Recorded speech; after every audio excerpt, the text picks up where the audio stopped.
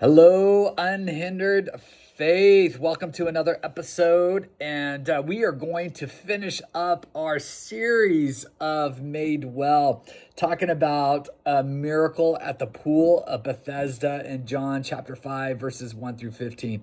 Incredible story. And I hope you've enjoyed this series. If you haven't caught all of them, make sure that you go back and watch.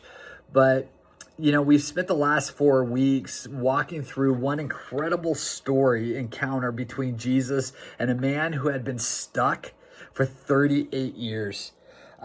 We've talked about the question that Jesus asked, and we've talked about waiting, and we've talked about excuses. And last week, we discovered that Jesus never needed the pool. I love that. But today, we come to what I believe is the most important part of the story. Because healing wasn't the end of the miracle. It was only the beginning. And after Jesus healed the man, he gave him 3 simple commands. You ready? He says, get up, pick up your mat, and walk. At first glance, those seem like ordinary instructions. But the more that you study them, and the more that I've looked at them, the more I realize they completely changed this man's life. And I believe they can change ours as well. Think about the order. Jesus didn't say, walk, and then I will heal you. He healed him first, then he told him to live differently. That's how grace works. God changes us, and then he calls us to walk in the life he's given us. The first thing Jesus says is, get up. Get up. That sounds simple, but until you realize this man hadn't stood in 38 years. Imagine the fear. Imagine what this man's thinking. Imagine the uncertainty. Imagine wondering, what if I fall? But faith always requires movement. Healing had already taken place. Now the man had to respond to the healing. Now, and that is true for us in our lives, in our faith journey. There comes a moment when we have to stop living like we're still broken. Not because we ignore our past, but because Jesus has spoken something new over our lives. Maybe today God is saying to you, get up from discouragement, get up from shame, get up from fear, and get up from believing you'll never change. Because what Jesus has done in you is greater than what happened to you. Oh, let me say that again. What Jesus has done in you is greater than what has ever happened in you and to you. So then Jesus says something unexpected in this. Pick up your mat. I've often wondered, why the mat? It's an interesting statement in this story and in this healing. Why not just leave the mat there next to the pool? Because the mat represented 38 years of pain. It represented sleepless nights and disappointment and waiting and hopelessness.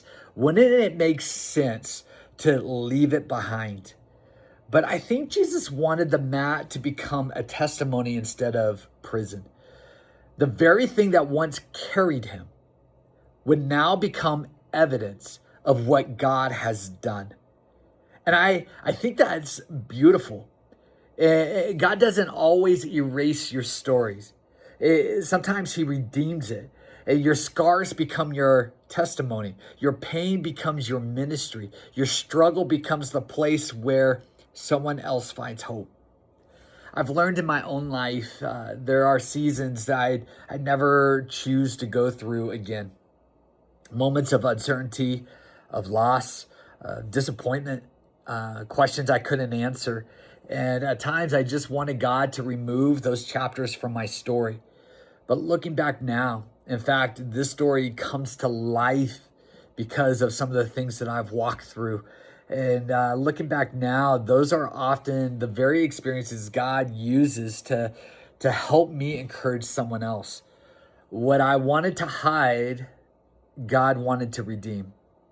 Maybe you've experienced the same thing. The thing you thought disqualified you might actually become part of your testimony. And then finally, Jesus says this: walk. Simple. Just walk. Don't stay where you've always been. Don't keep living beside the pool. Move forward, one step at a time. That's what discipleship looks like. It's not just one emotional moment, that summer camp or that conference that we go to. Jesus is telling this man, don't stop at this one moment, this emotional high, this spiritual high, this one encounter, but move, walk. And it's daily obedience. It's daily trust. It's daily surrender. And sometimes we celebrate the miracle, but forget to keep walking. Following Jesus isn't about one life-changing encounter. It's about a lifetime of walking with him. Then something interesting happens.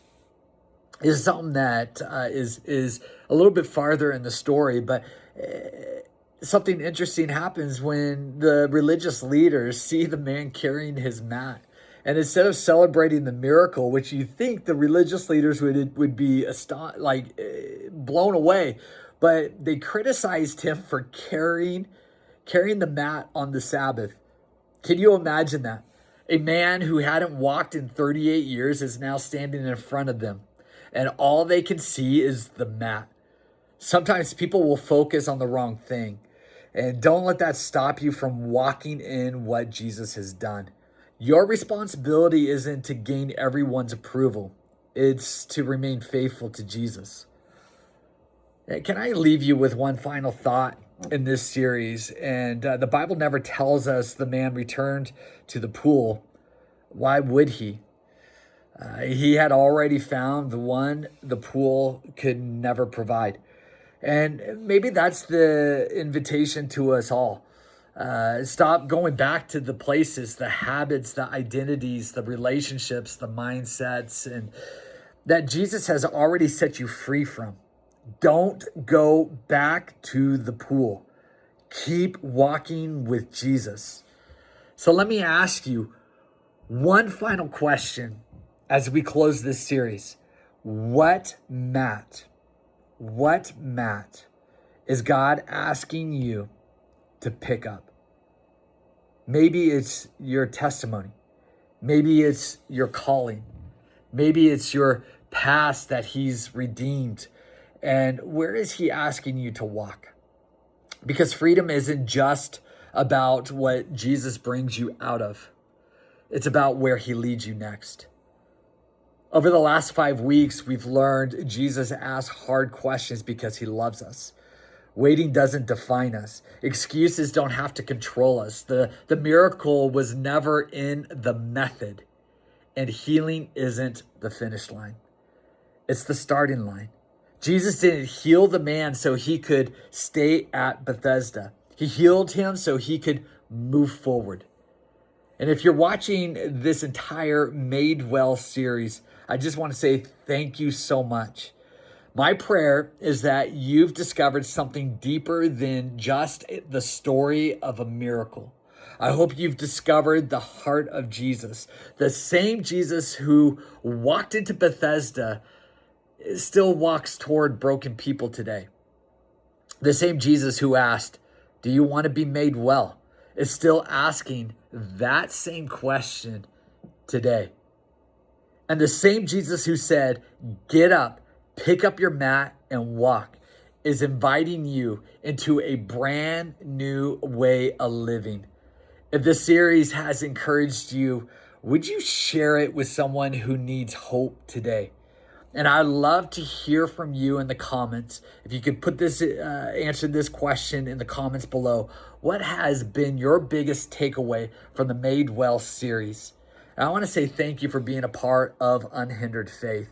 Until next time, keep following Jesus, keep growing, keep walking, because Jesus didn't come just to help you survive your condition. He came to make you well.